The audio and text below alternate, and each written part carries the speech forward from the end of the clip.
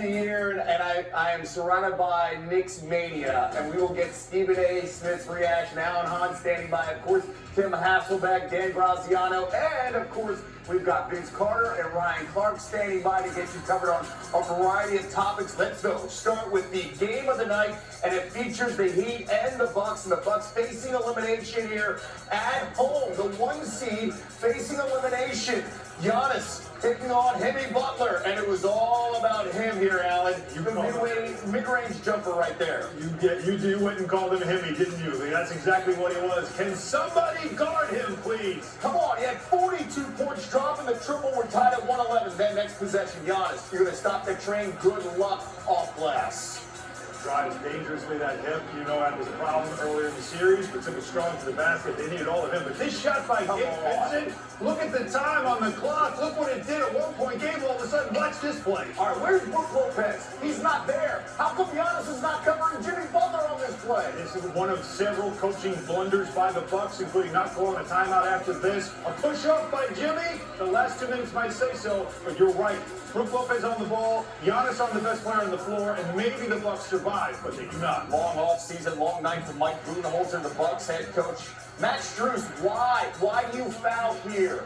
Again, boneheaded decision after boneheaded decision by the Bucks to blow this game at home and to see their season end. No reason at all on that closeout so far away from 3. So Strus makes 2 of 3 free throws. They heat up by 4 then. Giannis. Time out. Come on, what are we doing? Down 2, but you have 3 of the Bucks stars on the floor, and none of them take the shot. It is Grayson Allen. That's your season, and that's the difference in this? My goodness. Giannis staying home after the 1 seed goes down. Do you view this season as a failure? Oh my God. Okay, because I'm not that. You asked me the same question last year, Eric. Okay, do you get the promotion every year on your job? No, right? So every year you work is a failure. Michael Jordan played 15 years, won 6 championships. The other 9 years was a failure. That's what you're telling me. No, I'm answering your question. Yes or no? Okay, exactly. So why are you asking that question?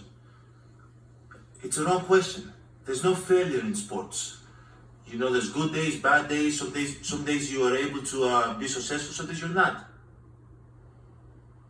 That is a clip that I'm going to show my 11-year-old son and my 9-year-old son because of a perspective there. Because you cannot look at this as a failure, but they will in Milwaukee. Alan and Vince Carter joining us. So, Vince, your thoughts? How would you consider this? Is this a failure for Giannis and the Bucks, considering they're the 1 seed and they do not advance to the 2nd round?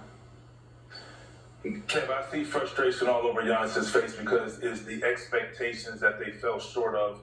Failure, I don't know. I mean, of course, they felt that they were good enough. I felt that they were good enough to make it all the way to the finals. I had the Boston Celtics coming out at the beginning of the year, and I thought the Milwaukee Bucks were playing the best basketball coming into the playoffs. And obviously, little knick-knack injuries get a hold of you, but everyone's injured, and Giannis is still able to play. Middleton is healthy. Drew Holiday was playing great. They still were very capable of winning. But, man, I tell you what, the will to win from Jimmy Butler and his cast, I mean, because we said it, all right, Jimmy Butler's getting it done. Who else will join them? So, I think it's disappointing and frustrating. And, I think internally they feel like it's a failure because they expected to at least be in the Eastern Conference Final. Yeah, and the next question is not just so much about today, it's what you're going to do down the road. When you look at Middleton, he's going to be a free agent. Brook Lopez, a free agent. Giannis in that extension, that's coming up here. How much of a devastating loss is this when you look at the franchise overall down the road, Alan? This is going to be something that you start thinking about. What kind of changes do you make here? And it's not just personnel. The failure thing that Giannis talks about has to do with players and individuals, and we completely agree on that part. But there was a failure in this playoff series. One is just simply to recognize that the Miami Heat had one guy that just had it going. I mean, he went into God mode, and you couldn't stop him with one of the best defenses in the league. So this falls to me on Mike Budenholzer. Yeah. And what do they do from here with him going forward? Yes, he won them a championship, but you could say Giannis was otherworldly in that finals. So do they make changes on that front, especially with a guy like Nick Nurse available. You'll keep that in mind. Let's go back to the Jimmy Butler conversation, okay? Because to me, playoff Jimmy plays a different role here. You know, the idea that Vince Carter coming in here, you watch a team that specifically does not have Tyler Hero. You watch a team that has a beat-up Bam Adebayo, that lost Victor Oladipo, and then Jimmy Butler takes it to the next level. Can he carry this team to the finals?